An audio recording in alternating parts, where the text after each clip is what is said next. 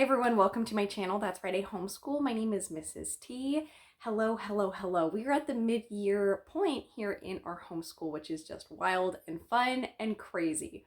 Well, tomorrow I'm going to be dropping a mid-year curriculum review video that's a little bit longer. This is where I go in and I take a look at all of our curriculum picks and I talk about every single component, and it's a little bit lengthy.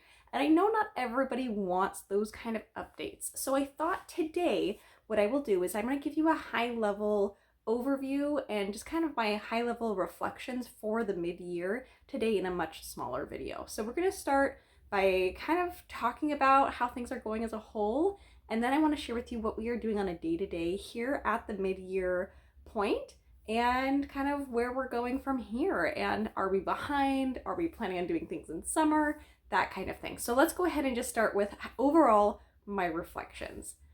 This year has been a huge success in our homeschooling. My kids are both thriving with homeschooling. We've met a good group of people, so we have a good community that's starting to build, which is just wonderful. And there's just this sense of peace that this was the right choice. This is the right choice for this season. This is a right choice for our family, and it's very fulfilling and satisfying and just so wonderful. I think one of my favorite things about shifting to this homeschooling lifestyle is how close it has brought my kids to myself, but also how close it has brought my kids together. They get along so well, and they are like the best of pals. And you know, they do typical sibling things. Of course, they have arguments here and there, and you know, they pester each other. But for the most part, you guys, this has been such a good bonding experience for them. Learning together really brings them closer, and that's been a really wonderful thing to see. And it's just so rewarding, and I'm so grateful that I have the opportunity to witness that and be an active part of that. The other thing that I just like absolutely adore about homeschooling is I've been able to see my individual kids thrive and learn and grow and hit some really important milestones. So here at the mid-year, for example, my preschooler I got to witness him blending and reading his first words. Like, that was not done in a classroom setting. That was something I got to be a part of. I got to see his excitement, which was great. And on the flip side, or on a similar side here with my kindergartner, from a reading perspective, I got to see the joy of the first time that he read a word that, like, all by himself, that was not part of a book or our reading time. So like, we were at the store and he saw the word cheese, and all of a sudden it dawned on him, like, I know that word, I can read that word. And he got so excited, and like, witnessing that joy has been so wonderful, and being present for that milestone has been great. So that is really wonderful. Now, we have definitely learned a lot. I have definitely learned a lot from a teaching perspective and a scheduling perspective, planning, you know, curriculum perspective. There's been a lot of learning both from my kids and my side. And, you know, I'm really looking forward actually to planning and brainstorming next year, because I think that I have learned things that will help me be a better teacher in the long run for my children. And I'm really excited about that. And I'm just really happy. I'm really happy. I actually have a whole video about some of like kind of these aha moments I had over the past couple, 90 days, that I wanted to share with you. So that's going to be coming in a later video soon. But anyway, let's go ahead. I want to share with you, here we are midway, what are we doing on a day-to-day basis? So my preschooler, we'll start with him.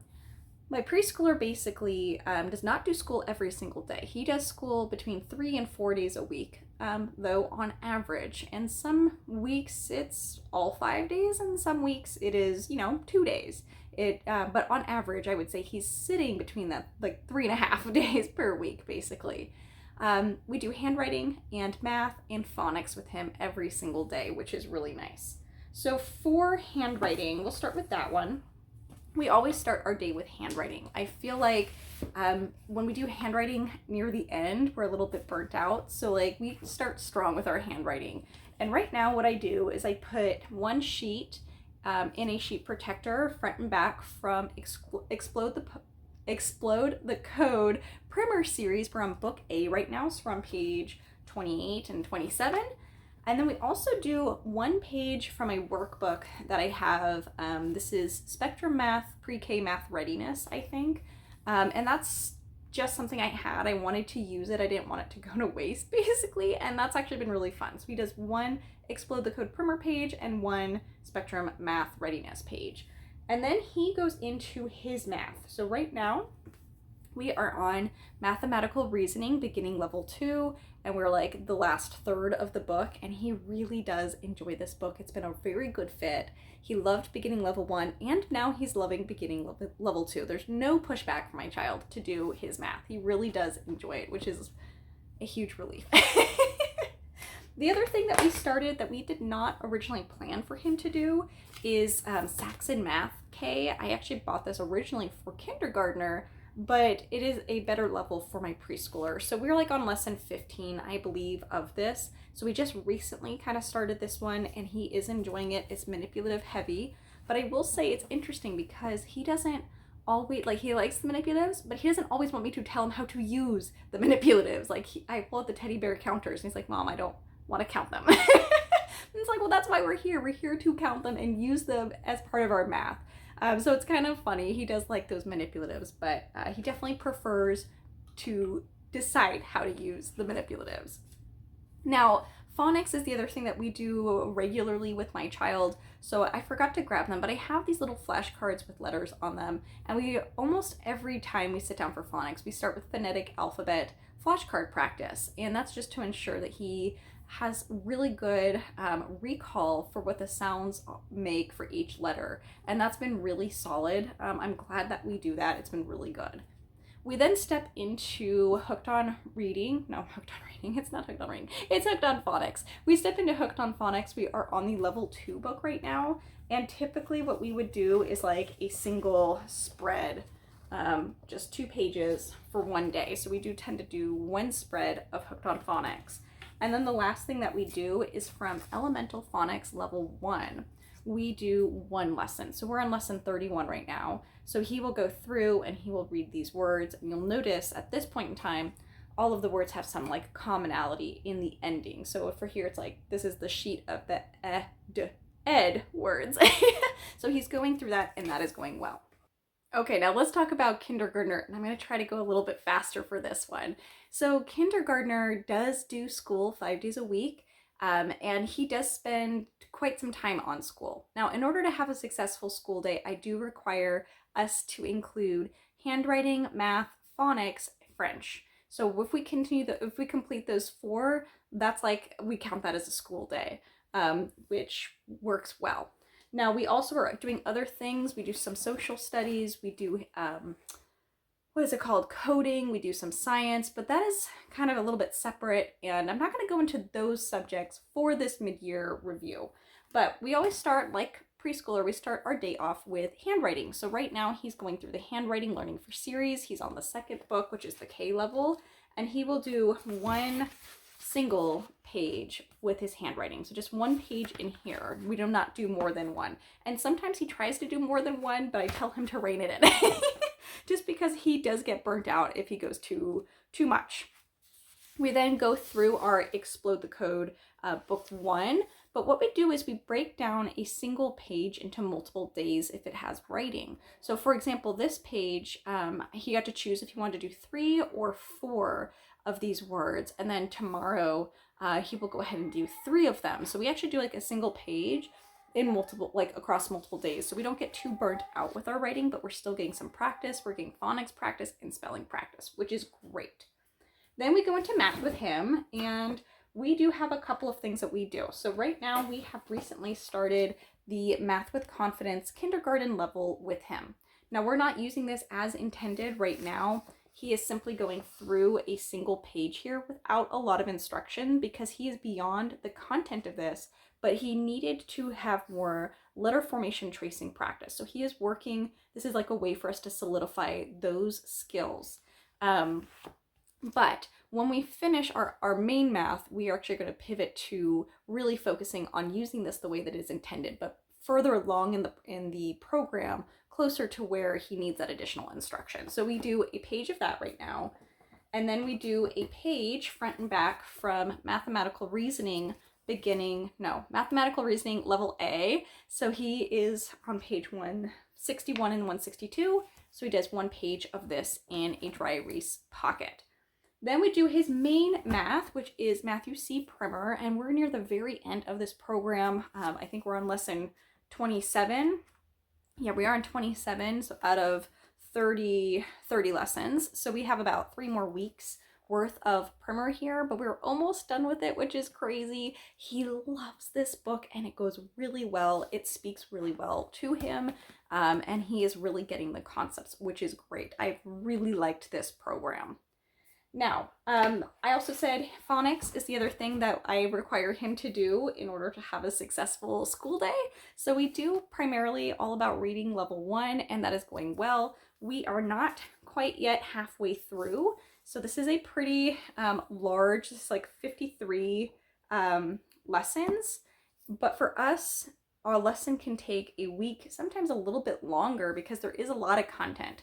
And my child does get burnout if I try to squeeze too much in there. So we do portions. We take about a week, though, on average for a single lesson. So we are like on lesson 25 or something like that right now, and moving along through there. Now, sometimes when we are going through all about reading, it can be a little bit challenging for him. So sometimes we take little pauses, or we supplement with Hooked on Phonics. We're on level 3 here.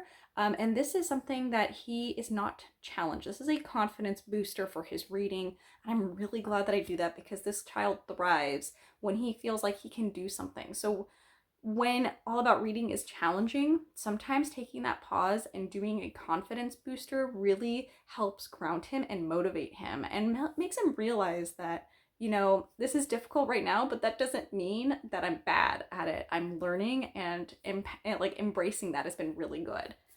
And then the last thing that we do on a day-to-day basis here is French. So we're using the Les Loustiques program, and this is taking us a lot longer to get through than I thought it would take us. So we actually just finished Unit 1, which was a number of lessons. I think it was like 6 lessons or something like that, plus a project, and I don't know, it had content in there, but we have really slowed going through this, but we are consistently going through it, and my kids are picking up what we've covered very well. So no complaints on that front. So that is what I would consider a full school day, like minimum here. And then, like I said, there are other things we pull in, but I would recommend checking out tomorrow's video for more details on those subjects. So the last thing that I want to do here, because I do want to keep it relatively short, is answer the question, are we behind? I feel like this is something that I often see here in the homeschooling YouTube world, where it's like, are we behind? We're behind, or what have you. And I just want to say with confidence, no. Now, are we where all these pieces of curriculum say we should be for where we are in our year? No, but that does not mean that we are behind.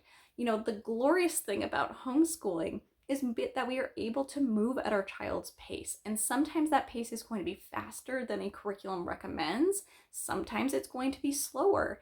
And you know what? It's important that for me, like, one of the things that I really don't want to do is label my child as being behind or not at this time. He is reading, he is doing addition and subtraction, he is speaking French at home. He's doing well, and looking at that whole picture and seeing his growth, that is what is important. So we are definitely having some growth, like very good growth. We are moving forward. We are consistent. We have had more good days and more solid days than not. And to me, that is a win. We are not behind. And I think that I really want to remind myself on the days that feel hard how important it is to not label us as being behind or struggling just because we had like a bad day or a bad week. You know, that's going to happen.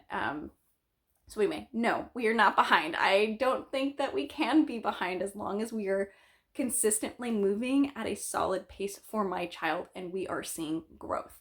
So that is it, you guys. Again, in tomorrow's video, we're going to break down every piece of curriculum. It's going to be a long one. Thank you so much. Comment down below. Let me know how your year is going so far, and I will talk to you guys very soon. Bye, everyone.